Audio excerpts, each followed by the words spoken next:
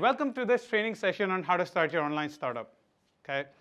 Today, we're going to be talking about a new subject that after almost 10 different things we've covered already.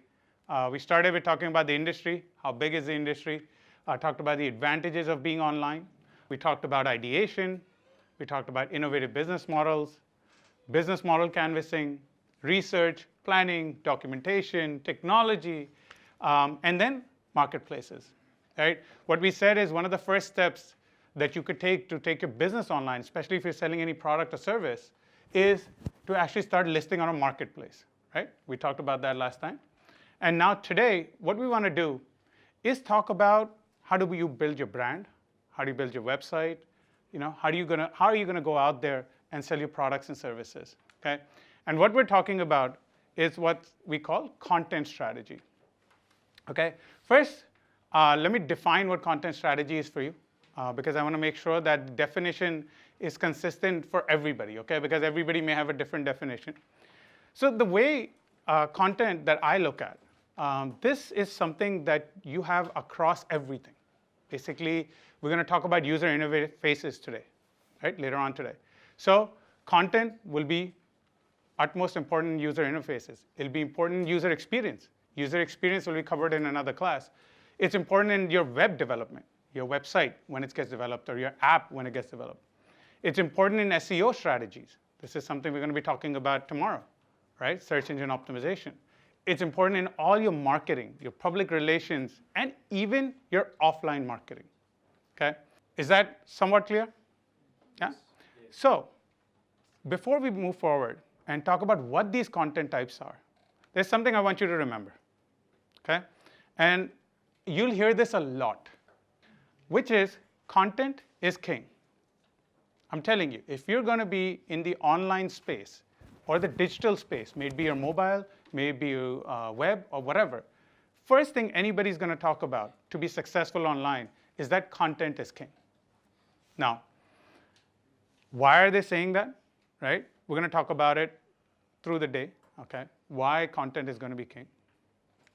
But let's first see what are the different types of content that exist out there, okay? Because I think there's a misnomer of what content is. So first I'll start off. If you raise your hand and tell me a content type, please. Somebody tell me what is content to you? Content is a whole combination of information that we want to disseminate. It could also be a part of a strategy. It could also be an action point. Mm-hmm. So content can be classified into various things from information to action point. Great. I think most people would not have that detailed of a definition for content. For most people, content means text, something that you write. Right? When somebody says develop content, the first thing that comes to your mind is writing, correct? We're going to write a sentence, a paragraph, a product description, a product name. That's what content is to most people. And what he defined is that content is beyond that text. Okay? It may be your strategy, like he said. Maybe it's some kind of an action. And this is what we kind of put together of what content is. Okay? And I'll kind of just say, take you through some of these, because I think you'll realize later why we're talking about content. Definitely, we all agree products on our website or services that we list is a content, right? It's part of content. But the animations that might be on your website, the videos that might be on your website, they're all content as well. Okay? You take infographics that you see out there. You can see comments, any kind of tweets, press releases, PDFs, basically anything that is viewable to the end user is content. Okay? And in our case, for the rest of the course, whenever I say end user, it's not necessarily just your customer who comes and buys or customer that comes to get information. It's also your search engines. And we'll talk about why it's important for the search engines in the next few classes. But remember, when we talk about a customer, your end customer, it is also your search engines out there. Okay? So when we talk about all these content types, it's not only important for the people that are going to come on your website, but it's also going to be important for search engines and others. Now, if you look at it, content is not limited to what you create as a website owner or as an app owner. If you see, there's an orange one there that says UGC, which is user-generated content. This is content that the outsiders create for you. Can someone give me an example of what a UGC or a user-generated content would be like? Customer reviews, for instance, for products. Great. You had something? Testimonials. Great, same thing. So I think good 2 examples. But if we look at it, user-generated content can be any of this, right? Like they said, top left says user reviews. But then if you look at it, a tweet that's made about your brand, about your company, about your product, your service, is also user-generated content, right? Because somebody else is writing about you. Same thing when somebody posts a photo, or even if they simply click a like button. Okay? We'll understand later why a like is also content. Even though it's a simple, when you click like, a number goes up. But why is that important content? And we'll talk about it later. Okay? But your blogs, news, anything they share with their friends. So all of this is user-generated content. So besides the content that we're talking about here, which mostly you generate as website owners or webmasters or mobile app people, right? User-generated content is also going to be a big thing. Now, why am I talking about all of this? Because the next few steps talk about how do you actually create a content strategy. So first, you needed to understand what content is, right? Besides your own, how will you get others to generate content for you? Correct? Okay. So what is the first step to content strategy? Obviously, it's, we've been going through different classes and always talking about planning, right? Research and planning. We specifically had time dedicated to talk about research and planning. This is the same thing when it comes to content. Okay? Your first step is planning. Okay? And what you're doing is understanding that this is your most important step. Again, through the course, we'll keep on saying planning is your most important step. Okay? Don't just jump in and start gathering content. First thing you need to do is to plan it. Now, to plan it, you need to understand the business. You need to understand the company. You need to understand what it's going to sell, right? It's who it's going to sell to, right? What are the goals you're trying to achieve? So it's important to kind of start off by asking a whole lot of questions in any research, in any planning. Doesn't matter if it's web-related or not. The first thing that you learn is that you ask questions. Today there's a concept in all of corporate called brainstorming. What is that? Nothing. It's more just planning. What happens is you get in a room, you ask a lot of questions, nobody questions you on what type of question you're asking, you put a lot of answers together. At the end of the day, what you've done is created some kind of a plan. Okay? And that's all we're trying to do here. Now, when it comes to planning, thinking about content, something that you all need to understand, I'm sure we did a raise hand, how many of you had purchased online initially? And I think almost all of you have purchased online. Okay? What happens in today's customer? Today's customer wants one integrated digital experience. What does that mean? They want to be able to buy, but at the same time, while they're buying, they would want to have both content and community integrated, meaning they want to know the reviews right then, which is your content. Okay? They want to be able to share it, which is your community. Right? Remember, one of the things I mentioned in one of the classes is 90% of all sales worldwide are socially influenced. How will you socially influence a purchase if you're not able to do this integrated experience? Okay? These used to be 3 different buckets earlier. People used to have a website that you can buy from, right? Then they used to have a blog where you can read about products, you can read about reviews, et cetera, and then they would have forums where people can chat with each other and all of that kind of stuff. And Facebook would exist separately from your website. Right? Today, if you look at it, all of it has been put together as an integrated digital experience. This is something very important to remember. Are we all together here?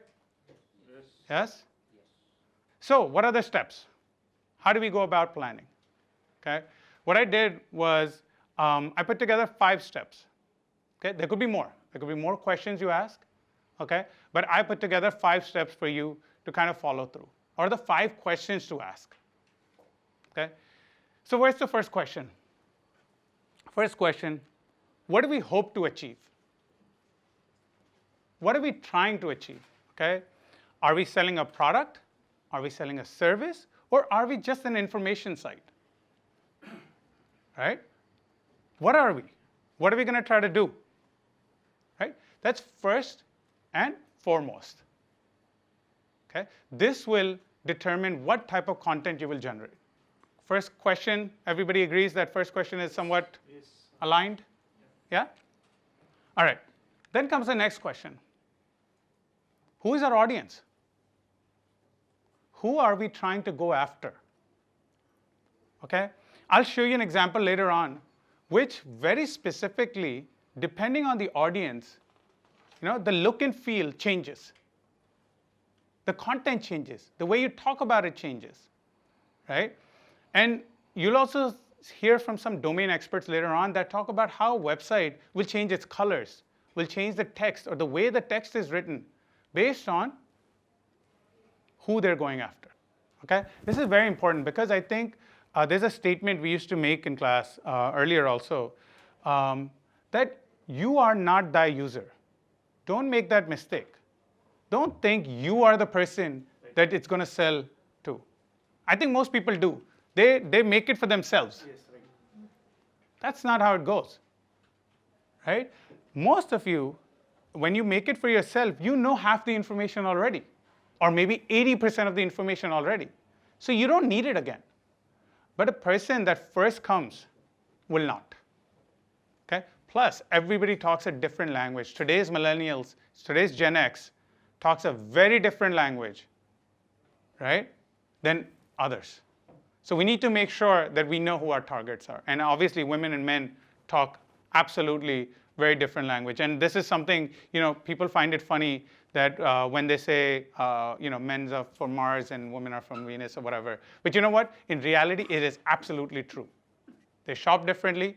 They read differently. They want to see things differently. Okay? So you need to remember who you're trying to go after. Now, after you've determined who you're going after and what you're going to try to sell or what your basic goal is, the next is what is important to that audience. Okay? What will get them engaged to your brand, to your site? Okay? Ultimately, content is what's going to get them engaged, by the way, to you. Okay? Doesn't matter anything else. Ultimately, you can sell the best product in the world. But if your content does not relate to that audience, they will never stick around to even buy that product. Okay? So you have to make sure that you understand what is important to your audience. You also have to see if they will look for certain things from you. Okay? So not only should you look at yourself and say, what should I make for that audience? You should actually ask that audience, what kind of information do you need from me? Then you need to look at your competitors. I think something that most people don't do when they're generating content, ever, is to look what others are doing that are in the same field. And why did I put this here? Why should we look at our competitor when generating content?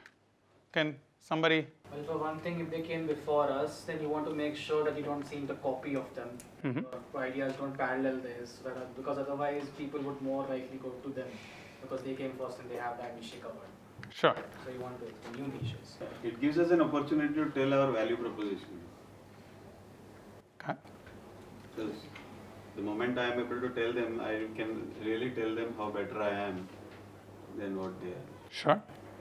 Or there can be a gap analysis which can be found out. Okay, something which is missing with them, if that can be covered up by us, then we can cater to more better clients. Okay.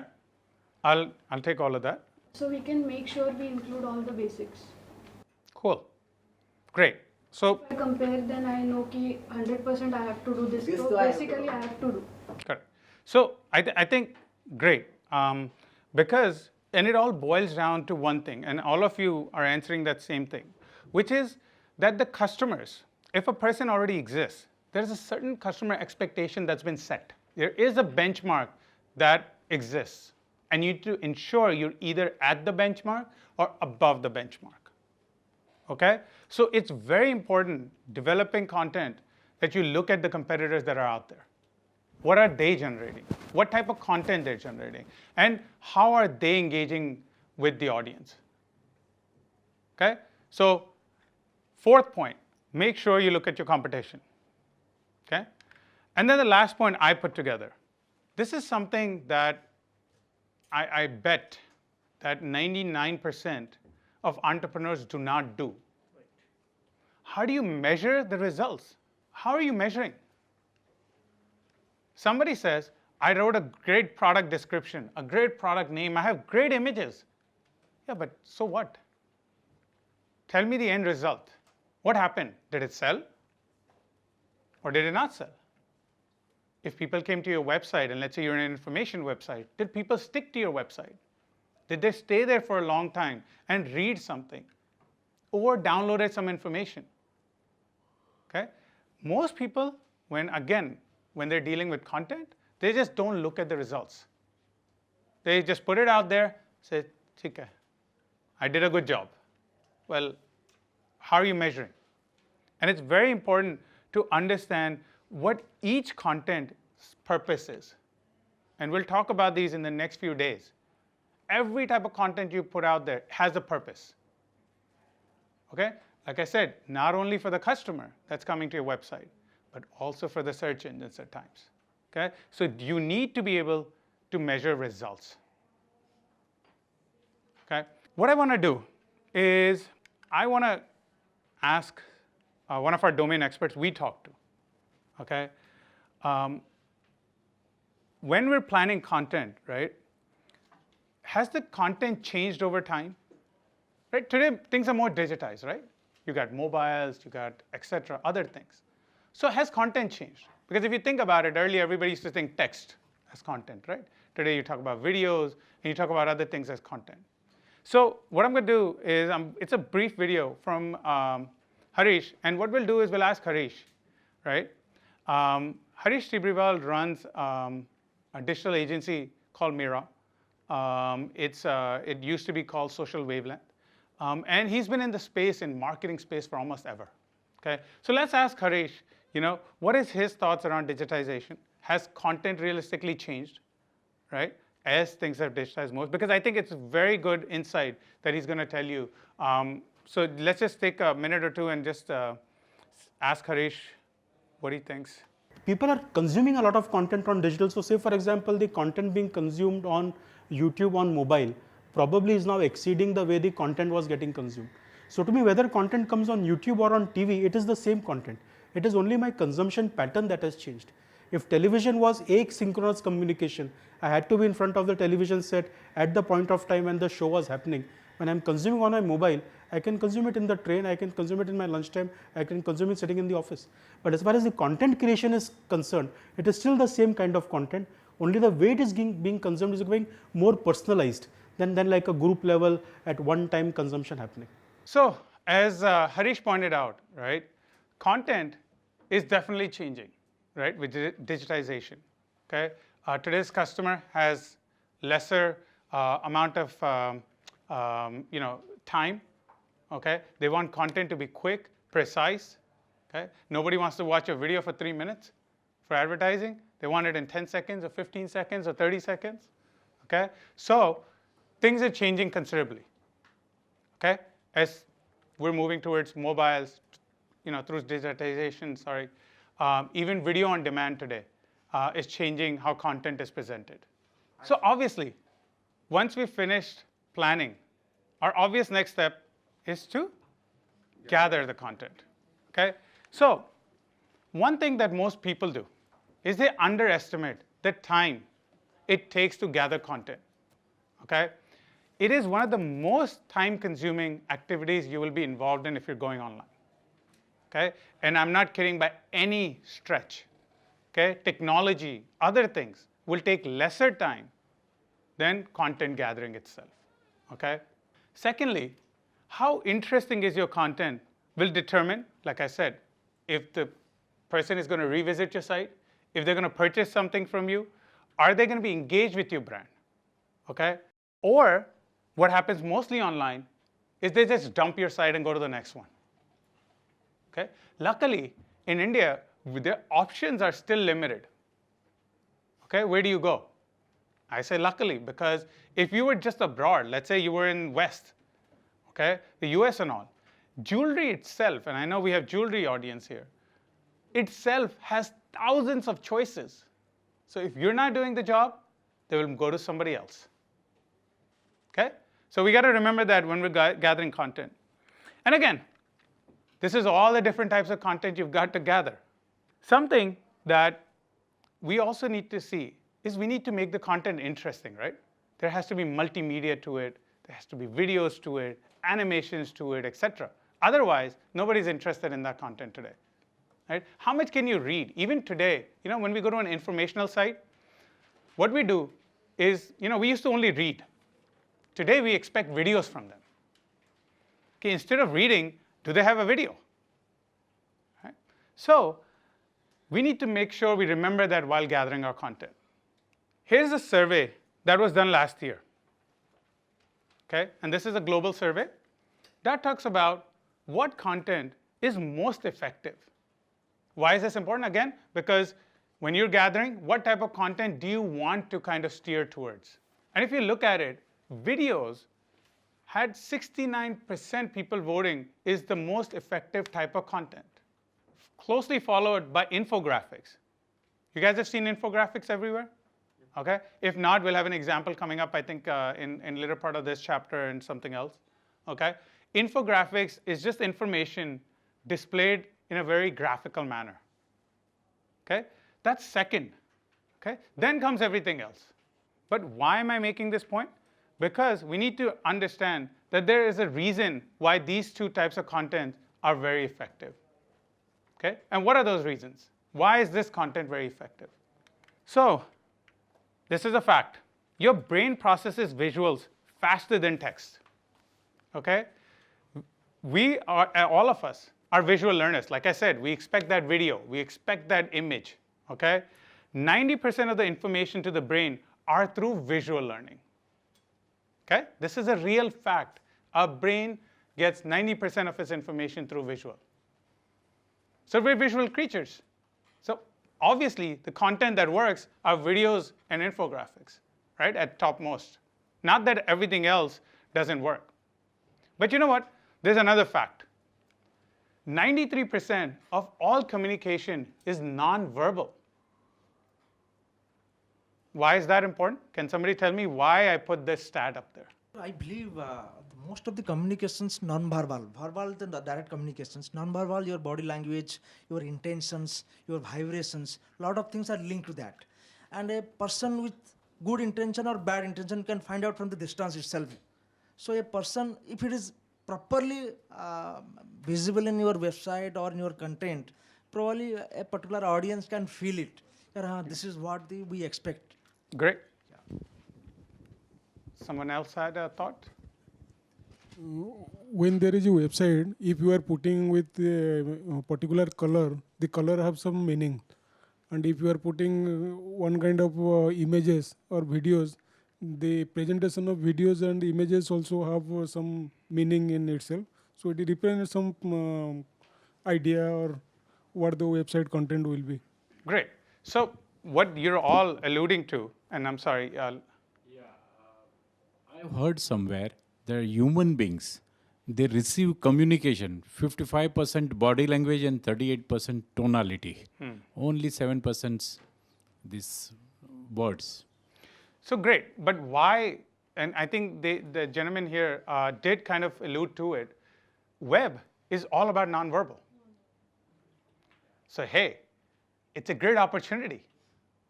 We anyway communicate nonverbally, 93%. Web gives us an opportunity to use that fact, right? Use text, They alluded to pictures, videos, the way you use colors, etc., right, to communicate to our audience. Okay? Is that clear? So it's actually an opportunity. On one end, we're saying that, look, we're visual learners. 90% of what we process is visually. And again, web is visual. So is mobile. Okay? And the other fact, 93% of communication is nonverbal. Both of these facts actually give us huge advantages if we're able to generate content properly. Okay? And when we get to a section about video marketing and YouTube, you'll realize the numbers. And we'll talk about some of these numbers, how much people are consuming YouTube itself in India. Forget any other country. In India itself, the consumption of YouTube is just an enormous rate. Okay? So when we get there, we'll talk about it more.